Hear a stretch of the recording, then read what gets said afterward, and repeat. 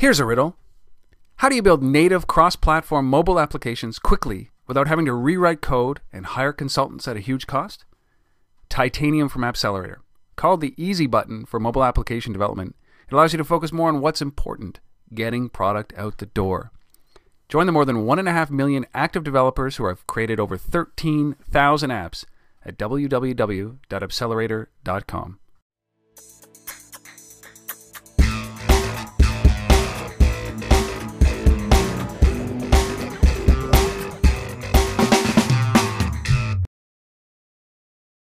Hi everybody, welcome to Untether.tv, where we have interviews with mobile rock stars. I have one here, obviously, which I bring to you a couple of times a week, and I just want to give you a little bit of an overview.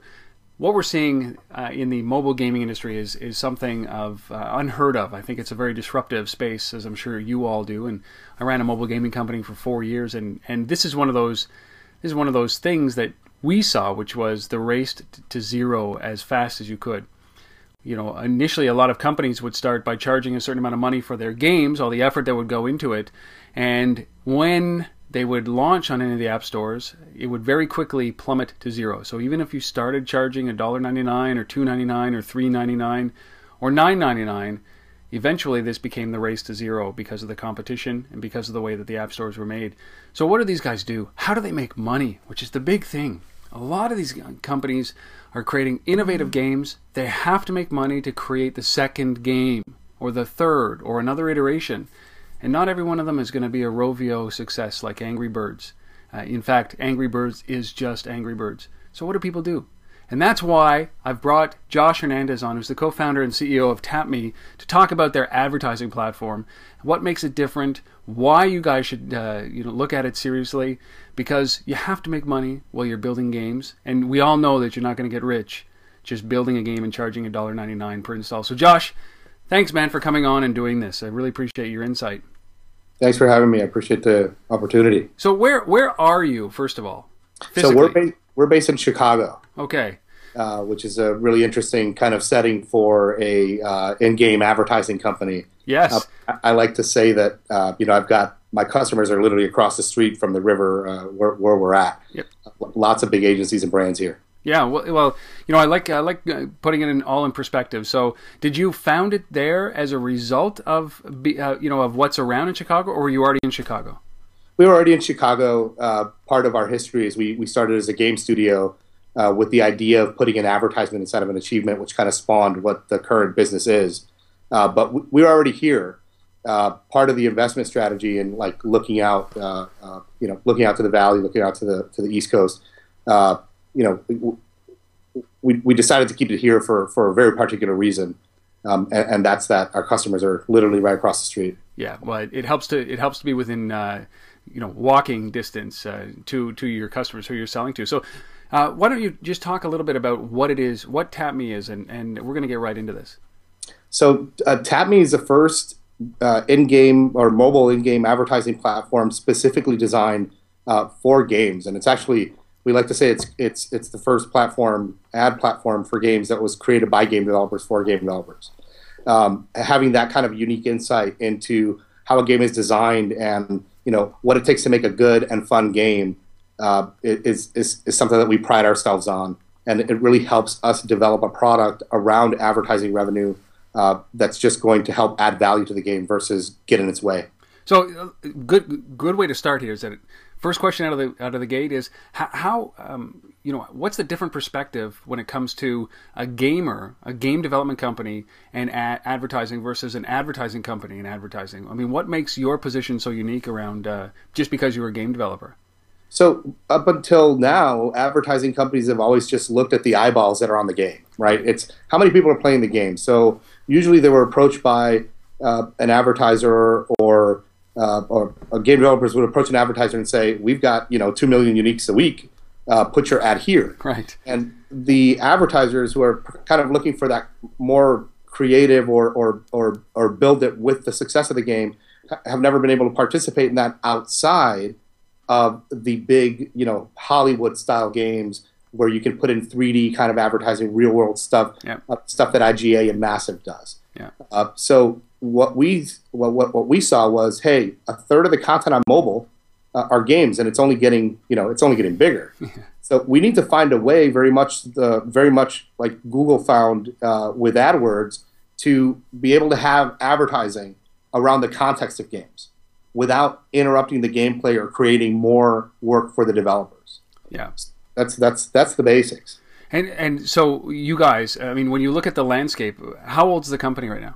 The company is officially a year and some odd months old, but the group has been together since the summer of 2009 when we started the game studio together, and then subsequently obviously pivoted to TapMe. Yeah. So we've been working together through college, now through the game studio, and now with this startup. So I mean, you started as a game studio, so you were building games for mobile or for every platform? For mobile, the Consoles? background was we were going to do stuff on the Xbox Indie channel, that kind of stuff, take advantage of those new channels for the indie developers and that kind of thing. So, but mobile had the lowest barrier to entry. It was hot when we started out. Bejeweled hadn't even been on the App Store yet, and we had come up with a puzzle game that was pretty much like that, but just a lot more trendy. And I'll show you that in a bit. But it was just right, and we took advantage of that. So, I mean, the real question is, what made you guys transition from the game studio, which I think is everybody's dream, right? So when you're 13 years old, and you ask any 13-year-old today and say, what do you want to do for a living? Most of them will say, hey, I want to make games for a living. I want to be in the gaming space.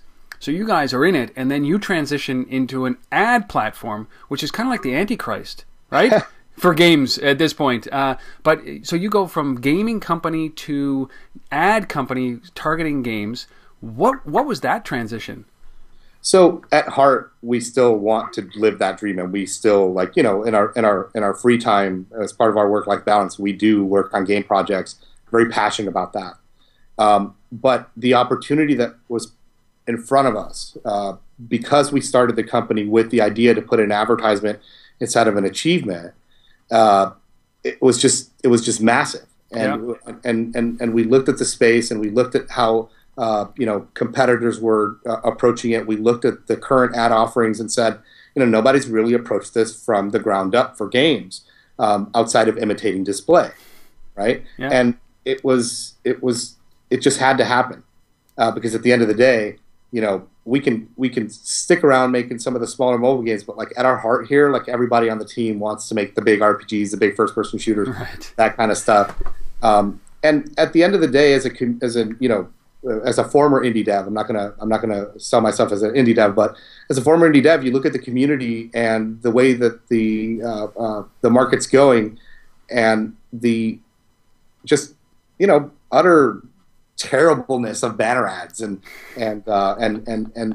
breaking the experience with an interstitial, forcing an offer on somebody who just wants to play. Yep. It just didn't make sense to us, and we thought that if we had solved this problem, we could actually create a real revenue stream with advertising for their toolbox, and I think we've just done that. Was it a difficult transition? It was. I mean, keep in mind, the passion is around just making fun all the time, but the team was young enough and smart enough to really realize the opportunity that lied ahead. And like, for example, one of my engineers, Chris Ingebrigtsen, who was a really great C-level programmer, is now in charge of the devices because he understands how that stuff works, and he's also really pivotal to the actual product and how it works inside of games. And we take a lot of care in making sure that our platform isn't going to interrupt your 60 frames per second, or isn't going to be too much of a memory hog. One of the guys who started as an audio engineer, David Ballard, is the closer of closers. The developers love him, and because he really truly identifies with them, and isn't your typical sales and marketing kind of guy. So we've pivoted in that very classic way, and just really have become this. And we see our platform as a game in and of itself at the end of the day, very much like a Scavenger or what a Foursquare can do with their platform. It's just a little simpler than all of that.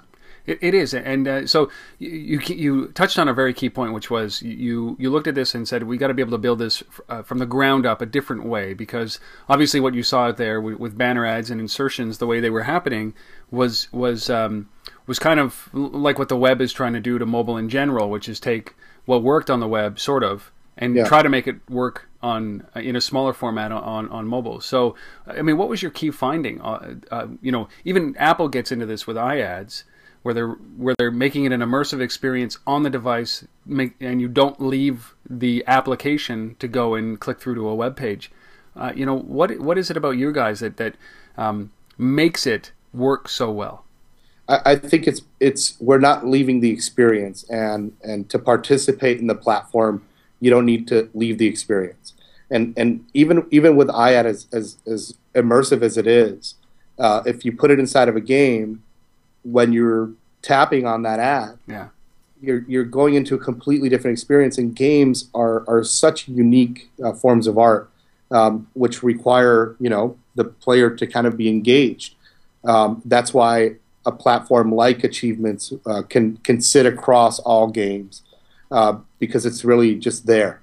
It's not necessarily a part of the game experience in and of itself.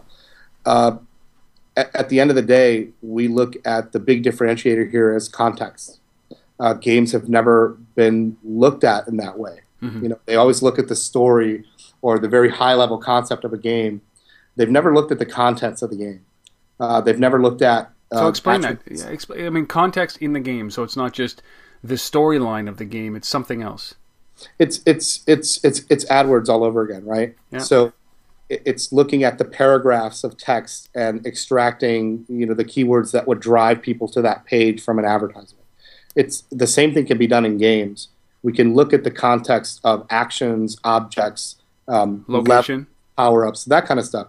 And we can go, this can actually map to words that advertisers can identify with, or brands can identify with, very, very particularly. I mean, the example I like to give is Gatorade would sponsor Endurance across 25 different games on the platform versus a one-off deal with a Guitar Hero or a baseball game. It's just that whole long tail aggregate kind of thing that we need to get to as an industry, as an ad industry, and understand that games can actually provide contextual relevance to your brands. What about location? You talked about Foursquare Scavenger before. I mean, what about location? Does that play into what you guys are doing? Location is a very important thing for us. We're not talking about that aspect of the product just yet, because we think we've got something really cool coming down the pipeline. Great.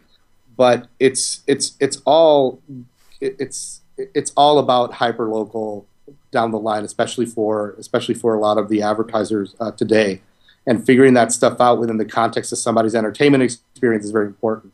But at the end of the day, what's most important for us is the game.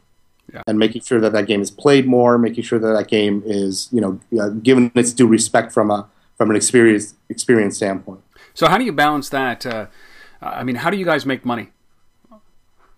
It's no different than an ad network. We're not treating it any differently. We are charging the advertiser per action of the user. Mm-hmm. So an action is a click-through? An action would be the equivalent of a click-through. Yeah. It's more of an extended engagement. So, for example, if you were to choose to go faster on our platform, sponsored by, hypothetically, a Nike, right? Mm-hmm. You would get that speed. You're sponsored by Nike, so you're playing for Nike. Mm-hmm. And over time, within our player messaging platform, you get 4 messages. The developer determines how it's given to you, right? So it can be based on achievements collected, based on points in the game collected, or simply based on time played, which is the default, and that's what developers want. Okay. So at 20%, you'll get an immediate kind of like, thanks for choosing us as a sponsor, we hope you win this prize, or we hope you win this discount, or we hope you get this offer. And then at 100%, you get the offer. And where it really extends out really cool is like you can send that offer to your email to redeem later outside of the device, or you can redeem it right within the platform, or you can email it to a friend, mm-hmm. put it on Facebook or Twitter for somebody to grab, and from there we can move people back into the application and just and serve as a discovery tool as well. And it just makes a lot of sense from a viral standpoint. So It's cool. It really is. So, I mean, the real premise is that ultimately, instead of getting a pop-up saying rate the app, which a lot of people do, you'll literally have milestones that, as you're a game player, set by the developer, you'll have those milestones that allow you to work towards an achievement, which could be, I mean, you call them accomplishments, but it works towards something that the game developer is going to give away, or the advertiser is going to give away. The advertiser can give it away. The game developer can give away an in-app purchase, can give away a level, a virtual good. It doesn't matter. Yeah. And that's something the developers like a lot. The one part of the positioning of this platform for them and the benefits for them, outside of the fact that it brings contextual type advertising to their games without interrupting gameplay, is that they can use it to move in-app purchases and virtual goods. Like it's no secret that 3 to 5% of all the players who are playing a social game with virtual goods are driving all that revenue. Yeah. And the focus is now on those whales. I like to say that social games is one Dr. Phil episode away from a steep decline for a couple of months. But you have to have more tools in your toolbox from a revenue standpoint. So you can take that virtual good that's not moving very well, or that in-app purchase that's not moving very well, you can unlock it for a few hours. The developer determines that. And then when it expires, you not only did you get paid by the advertiser for adding that value to the player and making that connection to the player, but you give them the option to purchase the virtual good. They understand immediately the value of it. So it would almost be like virtual good stores. It would be like this 2-hour preview or this 2-hour trial is brought to you by whomever, right? Is that what it would be like? Yeah, like Gatorade. Yeah, exactly. Yeah. But always in context, right? I think that's the most important part. And in the beginning, we'll have, we'll be doing some of the manual matching and that kind of stuff. But ultimately, the end goal is I want advertisers to come in, put in their SEM keywords, and just match across like 30 or 40 different games on the platform. Yeah. Set a budget first. So the advertiser would come in, set a budget, set their keywords, and then just go. At the end of the day, that's the goal. See, so I mean, as you talk about simplicity, that's ultimately what when from a developer standpoint and an advertiser standpoint, you've got to remove friction, right? Absolutely. And at the end of the day, the advertisers are their customers in this case. They're really used to buying digital advertising that way. Yeah. The agencies are moving to demand side platform purchasing of audience segments, et cetera. Very, very high targeted stuff. And game advertising has to be very similar to that, but not in the banner way and not in the interstitial way or the offer way. Yeah. It needs to be custom. So I'm going to take a step back a bit here, and I'm going to how do you find customers on both sides? I mean, so let's start with the game developers. They're eager, obviously, to turn, at least most of them are, to turn some sort of their efforts into some sort of revenue. Absolutely. So how do you put yourself in front of those guys? So, for example, I mean, this we chose to launch on the anniversary of going to GDC last year with a very, very ugly alpha product, and just show them to the game developers. It's like, is this the right way to think about in-game advertising? And we got some great advice. We got some resounding yeses. We got some I hate advertising, Yes. A lot actually. So part of the goal for us has been, to unhate it. Excuse me. Yep. To get to unlike it, or just to understand that it can actually be a helpful thing. And then we worked on the product for a year with game developers and closed alphas, closed betas. We worked with advertisers, just to make sure, is this acceptable to you? For example, one of the findings that we had with our old UX, which is a list-based UX, Yep. Advertisers, especially some of the bigger brands or some of the agencies with more cachet, they don't want their brands listed next to other brands. They want to have that exclusive opportunity, which is why it was so attractive to them to put their billboard or put a McDonald's like right inside of the game or that kind of thing. Right. That's very exclusive. But we found a way for them to do that in our newest iteration that we launched at the Game Developers Conference last week. It's a very close and tight-knit community, right? It kind of boils down to why we chose to launch at the Game Developers Conference versus launch at South by Southwest, which is what everybody in the startup world does these days. Like, we needed to be there in our crowd of guys, showing them not only that we know the industry, and we know who they are, but we know what they are. Yeah. And we want to be right there with them. And that was a really important decision for us. We crushed this Game Developers Conference. I think it was great that there's tons of monetization options, and we cut through that noise. We're able to make some really big headway into some of the key developers, and it's going to be great to have all the announcements that we're going to have over the next 6 months. So, one conference. Yeah. Okay. And I mean, I'm supposing that just because of the highly targeted nature of GDC, that becomes for anybody who's listening to this, that obviously becomes, if you're going to launch a product in the mobile gaming or the gaming industry, GDC, you pick your conference accordingly. So it's pretty clear, even South by Southwest. But there's so much noise and it's so broad. It's not a gaming conference, right? But there's a lot of games. I'm headed to South by Southwest tomorrow. Yep. There's a lot of game developers there. Social games is really a really important part of it this year. High Five's got they've got a really cool what do you call that? Sorry, I'm losing words here, but just a really cool kind of gathering, and it makes a lot of sense to be there. Absolutely. Yeah. But we're saying we're one of you guys, and we want to do that in a very exclusive, tight-knit way. So GDC was where it was at. And it was a great show for everybody. I think this was one of the years, I've been going for the last several years straight. Overall, even some of the industry vets were like, this was one of the best shows we've had in a very, very long time. Breakout. But you have the CEO of Nintendo saying that mobile gaming is a pariah. What did he say? Insignificant. He said something that was pretty shocking, and I don't know if it was taken out of context, but I agree. The feedback that I've heard about GDC was, from a mobile standpoint, that this was certainly the biggest mobile focused GDC that they've seen. So it's easy to find a place to find the game developers, and certainly the desperate ones who need to make some money off of their applications or their games.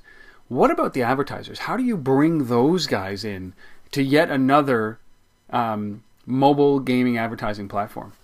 So the advertising aspect of this was very, very important for us, especially when we started to consider the pivot. March of last year, actually today actually is the anniversary of our CRO, Chris Carlson. The guy had actually, ran the Midwest sales for MySpace. He ran the Chicago office for advertising.com. He's been doing digital for a long time now, like upwards of 12 years now. Knows the space, knows the players, knows how brands interact with new product, all that kind of stuff.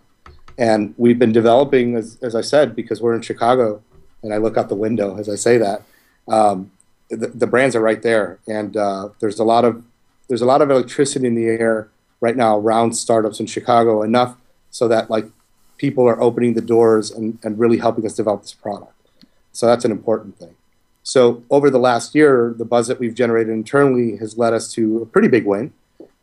We actually have been chosen as one of 4 companies to present at the iMedia Breakthrough Summit, which is going to have, iMedia's agencies and brands and these kinds of decision makers all in one place, learning about new tech trends, all that stuff. And we're being presented as one of 4 early stage companies to watch in the space because of how we're approaching in-game advertising, and that's just the tip of the iceberg. Congratulations! Like, that's great. Thank you. I appreciate it. And how do you go about getting involved in that? I mean, this could be the break that you guys need, certainly from a broad awareness standpoint. But you have to obviously qualify to be able to, or be invited to participate in that. So you have to spend a lot of time knocking on doors, I'd assume. So unlike anything else, it's about who you know, right? We've surrounded the company with just brilliant digital ad execs and people who are super creative in the space. Like, our board of advisors is, the who's who of cool digital advertising. People who have actually done in-game advertising deals with Zynga, guys who have done really creative stuff around games and gamification way before it was popular.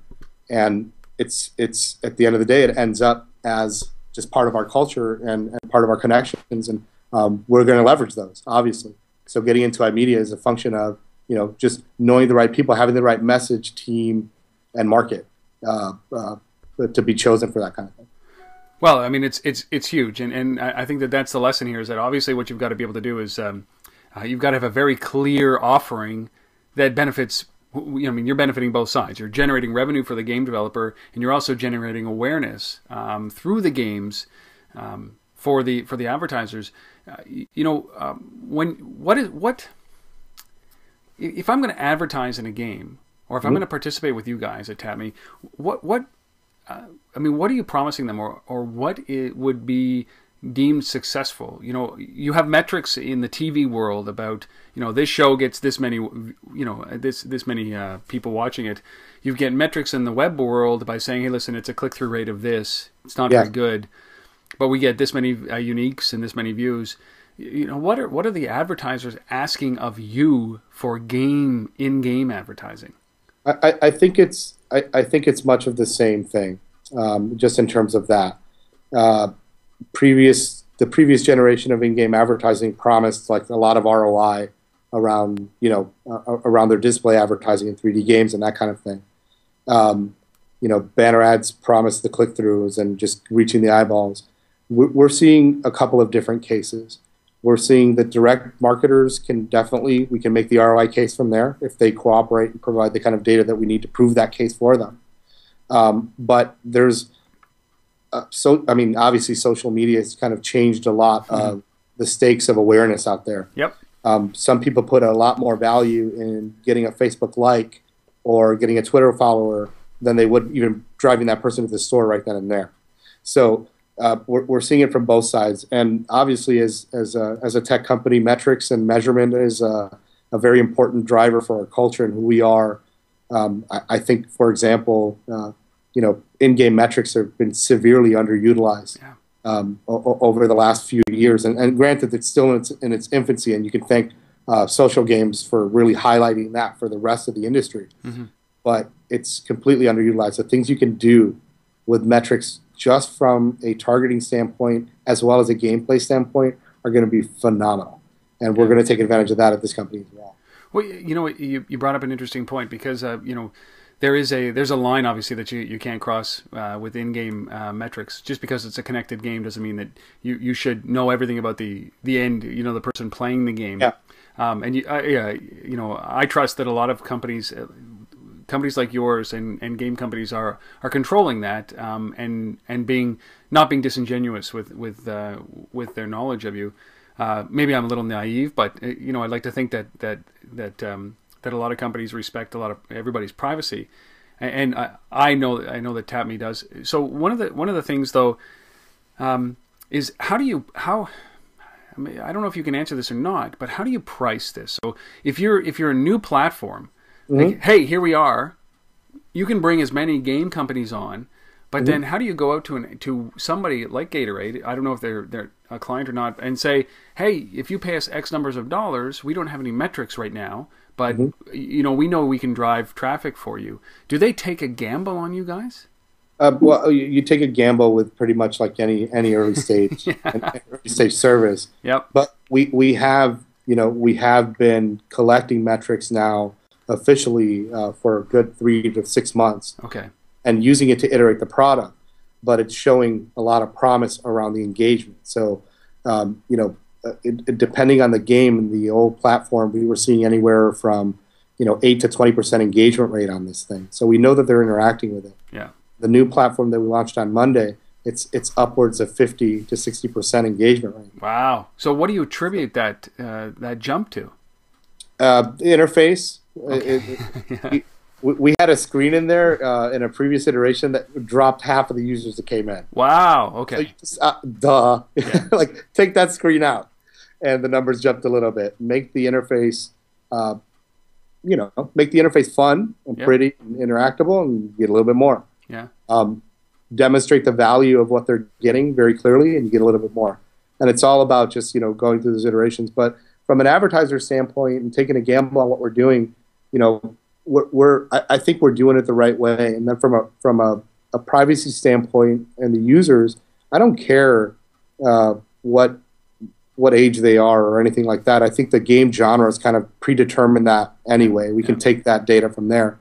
All I care about is how many million miles have been run across our platform. Yeah. So I can go to Nike and tell them, guys, this is as relevant to you as buying, display advertising in a jogging blog. Absolutely. It's just never been done before, and I think that just needs to happen. So it's more around the game actions and game interactions where I think the data is absolutely valuable. Advertisers really want to help target their audiences so that they can save as much money as possible.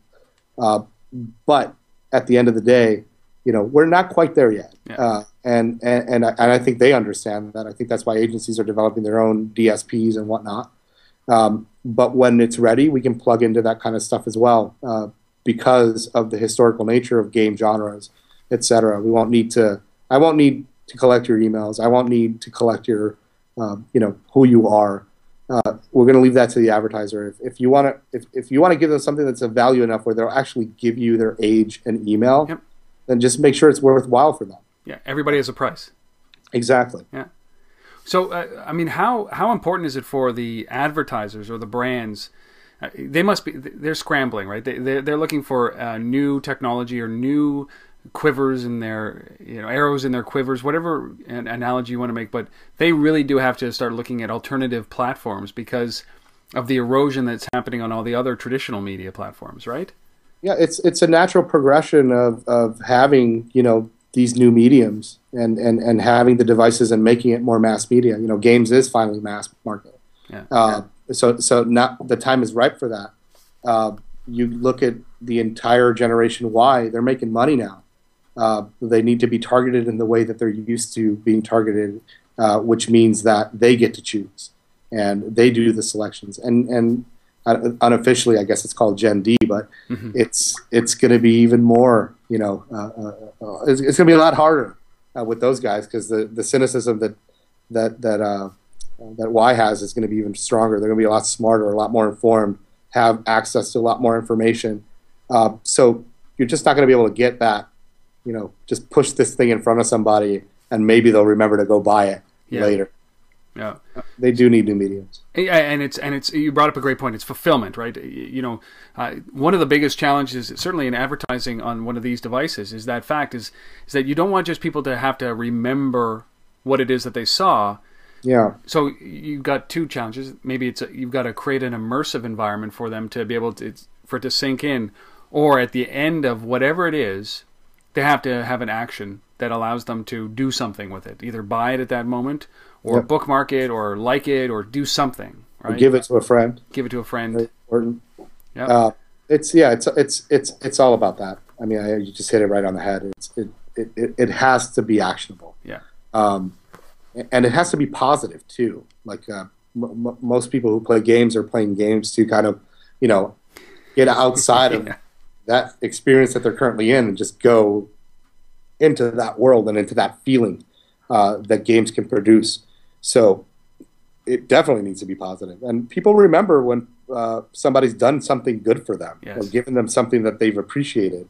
And I think if you actually leave that in the hands of the developer to make their experience more positive, and then that brand can come and subsidize that value, that's even cool. That's even cooler for them from that standpoint. And that's what we're doing. So what about, are you guys, have you received any funding? Are you self-funded? Are you? Yeah, so we announced a raise of $1 million back in January. We've actually raised a little bit more after that, about half more. So it's that'll get announced fairly soon. I don't make a big deal about the raise at all because it's not as important as launching the platform, getting the customers on board, and that kind of thing. But it definitely helped validate, this is actually a legitimate business. This is we've figured it out. At least we've figured out how we're going to get to where we're going, and a lot of smart people behind that. And was it a challenge to find the money, or was there a lot of convincing? Did it take a long time to find it, or was it just that you were onto something, you found the right people, and they got it right away? Well, keep in mind, being in Chicago, not traditional to be pitched.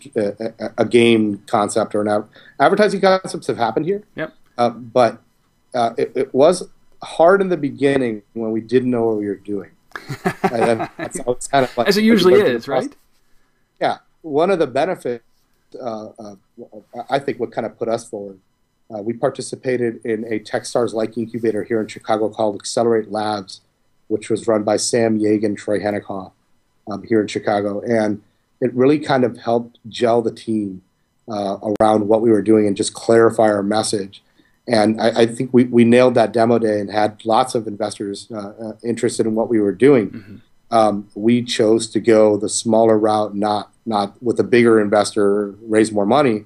And I think we're better for it because there's a lot of smart money around the company, which is great and very helpful. So it's like, and we've always looked at it as it's not just about the dollars. Like, who else can you connect me to? I need, if you're going to put money into this company, I need you to work for this company too. I'm kind of both sided on that, but it's been good. And so, what's your goal with this? Is it to are you done raising money? Are you going to raise some more for deployment, or are you do you not know yet? No, the goal is right now, we're very clear on our investment strategy and where we're going with it. But the goal right now is to build value around the company, prove out the financial model, make sure that we can consistently assign a value to this advertising platform that advertisers are willing to pay, grow the network, and then once we're there, where it's kind of a repeatable process and the product is easily iterable, mm-hmm. And developers are in love with it more than they are now, right? We go out for a growth round, okay. And I think it's going to be fairly easy if we keep it up.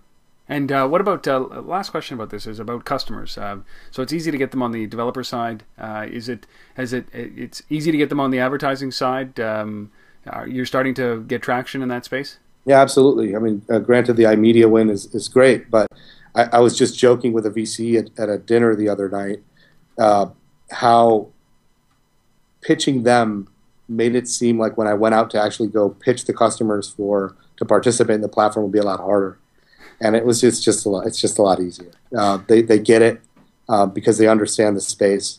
VCs are by nature, they need to be skeptical in terms of like what they're looking at. Sure. And look at all the angles, whereas the advertisers just see something that's cool and fun and they want to participate in it because they know that people are going to like it. And on the game developer side, they know that we've thought through it from their standpoint and the player standpoint, which is most important for them. We're not telling them they have to design a freemium game or a paid game or put in virtual goods or in-app purchases or design the game in a certain way. The power is completely in their hands. And it's a very simple implementation versus, get towards the end of the design and development process and then put in, the 3D ad spaces and all the measurements that go with that. It's just really a pain. And plus, our platform fits into any kind of game. Cross-platform as well? Is that cross-platform? Yep. And we're going to make an announcement very soon on another very, very important mobile platform. Okay. Well, and so where can people find out about this? They can sign up on your website? They can go to tap.me. Yeah. And just go from there. And I encourage them to, take a look at the documentation there and see what we're up to. We're very passionate about the space, so the site's very informative. It shows kind of the product and that kind of thing. So yeah, there's a great demo. There's a great demo. Well, a great presentation by you at that demo conference. So, I mean, if you're a game developer out there or you're a brand manager or an advertiser, go and take a look at tap.me and see how easy it is to integrate this into either your client's marketing and advertising strategy or your game development revenue model. This is, as I said at the beginning, this is a race to zero.